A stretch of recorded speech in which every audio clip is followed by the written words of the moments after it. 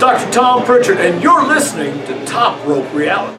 Well, we're here with Dr. Tom Pritchard today, and thank you for joining us. Well, thank you for having me. And just want to ask you a few questions and just kind of get a background on where you came from and what you're doing now.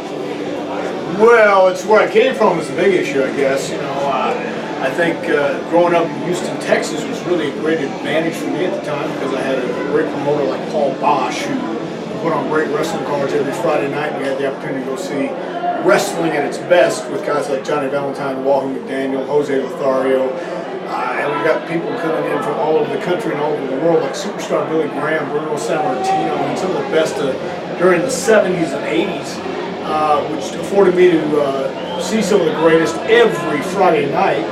And that allowed me to get up and close and personal with Paul Bosch, work in his office, and work my way through getting into professional wrestling in 1979. And through over 30 years, it pretty much led me all over the world and gave me the opportunity to help and teach new people coming into business. 1996 with World Wrestling Entertainment, and I've been doing that for the past 15 years, and then just a couple of years ago I got a what we call an interruption of service, which means I got fired. So, and now I'm here in Crestview, Florida. I just got done with a seminar, and I'm working a match tonight, I think, against Bob Armstrong, Steve Armstrong, and some mystery opponent who they haven't told us yet. So we're all curious about that. I am too. I'd like to know who I'm working with wrestling tonight. So going back, who was instrumental in mentoring you and training? It would have to be, first of all, Paul Bosch, and he again was the Houston wrestling promoter who allowed me at 15 years old to work in his office during the summer months. And also during that time I met a guy by the name of Mark Lewin, Maniac Mark Lewin, and he was indeed a maniac, but at a young, impressionable 15 years old, I thought that's what you had to do to be a wrestler, so I pretty much followed Mark's lead. But the guy who actually got me in the ring first was a fellow by the name of Mohammed Farouk, better known as the Iron Sheik. He was wrestling in Houston as Mohammed Farouk, and there was a football player who wanted to learn wrestling. He thought it'd be easy. And so I was working in the office for Paul during those Fridays, and Gary Hart used to come in every Friday morning for the booking meetings for the show that night, and he would bring some of the boys with him. So he brought the Iron Sheik with him to help train this football player. And Paul knew I wanted to wrestle, so he said, well, you can go down to the Coliseum with him. And I went down with Cosro and this football player, and the football player was stretched, and he took 2 weeks of it and said no more. So I spent 2 months with the Iron Sheik in the Coliseum before the matches, and when he left the territory, I went to Nick Kozak and Joe Mercer, who also had a ring in Houston down at the record service, and it just, I was very fortunate to be around those people and have the opportunity to get opportunities like that. So, who was your first match against? My very first ever match was against El Satanico number 2. Number 1 had to babysit that night, so number 2 was available. That was in Bryan, Texas, and it was one of those things where Ernie Holmes, or Ernie Shavers, which was a football player? Ernie Holmes, Ernie Shavers. I think it's Ernie Shavers. He was a former football player for the Steelers. It was a Steel line, whatever it was. He also was just getting into wrestling, and Nick Kozak was training him. And this was a match to debut Ernie Shavers, Ernie Holmes. I can't remember which it was getting mixed up. Anyway, so they put me on the first match of that card.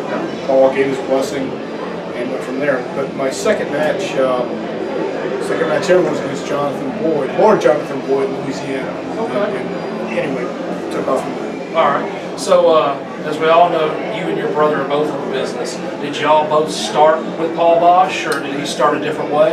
Well, we both started with Paul Bosch. I started first on the older one. So, yes, once I started working in the office, Bruce started selling posters at ringside. There was an occasion after I started wrestling and I went to California, Bruce started ring announcing. He also got some television announcing as well, too, with Paul. So we both pretty much started out with Paul Bosch and under the same tutelage, so to speak. Bruce, he wanted to go a different route. He had bad knees, and he he figured being a promoter, being an office guy was a lot better, worked out better for him. Okay. Now, doing a little research, I found out that Sensational Sherry was your manager in Mid-South. Yeah. How was that experience? Well, how much tape do we have? No, I tell you, because it was Sensational Sherry. I tell you real quick, it's not a quick story, but I have to tell you a story about how I became a doctor and involved Sherry. Okay. I broke my leg. I broke my ankle, actually, in Louisville, Kentucky. It was myself and Pat Rose, managed by Sherry Martell. We were the Heavenly Bodies then, in Memphis, against Steve Kern and Stan Layton, the Fabulous Ones. Okay.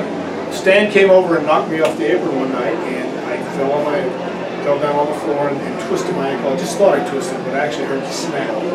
And in the Louisville Gardens, you had dressing rooms that went downstairs and catacombs, and it took a little bit to get down to the dressing room. So anyway, after the match, I hobbled back and didn't know I broke my ankle. So I kept taping my ankle each night, and then the very next week in Louisville, Sherry's there, and she came in the dressing room and looked at my ankle and said, "I'm going to take you to the hospital tomorrow." Her roommate was a nurse, and I said, no, because if you didn't wrestle, you didn't get paid. And Bill Dundee saw my ankle; it was completely black. My foot had turned black, so there was something wrong with that. Yeah, but I didn't want to stop wrestling. Anyway, we just kept taping it up. So Wednesday was the next day, and Sherry took me to the hospital, took x-rays, and sure enough, they said your foot is broke, and your ankle's broken, they put me in a cast. Sherry insisted that I come stay with her and Tina, because I was living in a room with 3 other really clean, sanitized, hygiene wrestlers. And she said, come over to our place, we'll take care of you. Tina had the doctor's pants, the real loose green doctor's pants I could put on, and get over the cast and everything, so I stayed there maybe 2 weeks. They took great care of me, but I couldn't stay at their place because it was just, it was 2 girls, and I was sitting on the couch, and it wasn't right. And so my dad and a friend came down and drove me back to Houston. I was sitting in Houston, and Brad Armstrong calls about coming to Pensacola. I went to Pensacola. Long story, I know, but That's okay. Robert Fuller has a great idea with a friend of his who wants to be in the business, and they're doing an angle with Johnny and Tommy Rich. They debut this guy where he tapes their feet to the...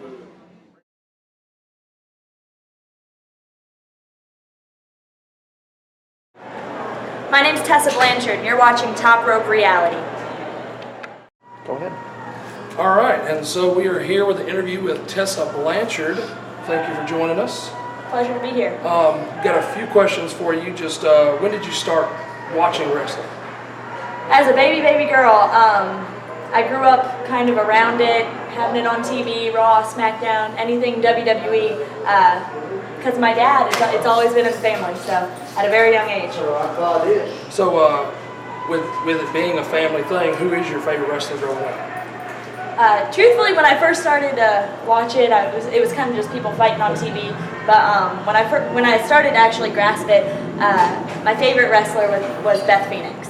I loved watching her work. She didn't have to do all the flips and everything off the ropes. You know, she knows how to wrestle. She knows how to work. She's a good technician right on the ground. All right, so I know you're pretty young in doing this. So how long have you actively been wrestling? Just about 8 months, 8-9 months. And I've seen the stuff on Facebook, so I want to know who trained you to wrestle. Mr. Number 1, George South. My dad and my stepdad helped me in there too, but yeah, that's what's going on. I'm in the ring every week with Mr. Number 1. All right. Who would your dream opponent be? Leilani Kai, without a doubt. Oh, wow. Love her. So when your career's over, what would you want your legacy to be? I've thought a lot about that.